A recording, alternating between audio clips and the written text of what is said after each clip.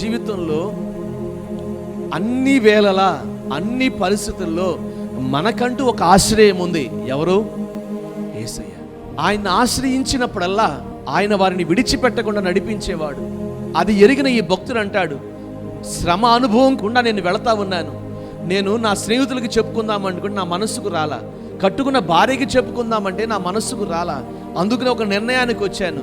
అయితే నేను దేవుణ్ణి ఆశ్రయించి నా వ్యాజ్యాన్ని ఆయనకు అప్పగించుకోవాలని తీర్మానానికి వచ్చాను అని. నువ్వు ఎవరిని ఆశ్రయిస్తావన్నావు? నీ వ్యాజ్యాలని ఎవరికి అప్పగించుకున్నావు? ఒక్కసారి ఆలోచించుకుని చూసుకో. నా ప్రభు చెబుతున్న మాట ఒకటి, నీవు ఆయన ఆశ్రయించగలిగినట్లయితే నా ప్రభు నిన్ను విడిచిపెట్టకుండా ఉండును గాక, నీ కుటుంబాన్ని విడవకుండా ఉండును గాక. మనుషులు విడిచిపెడతారు, అధికారులు విడిచిపెడతారు, రాజులు విడిచిపెడతారు. రా, చేతులు చాపి పిలుస్తూ ఉన్నాడు, నీ ప్రతి వ్యాజ్యమును నాకు అప్పగించు, నన్ను ఆశ్రయించు, నేను నిన్ను విడిచిపెట్టను.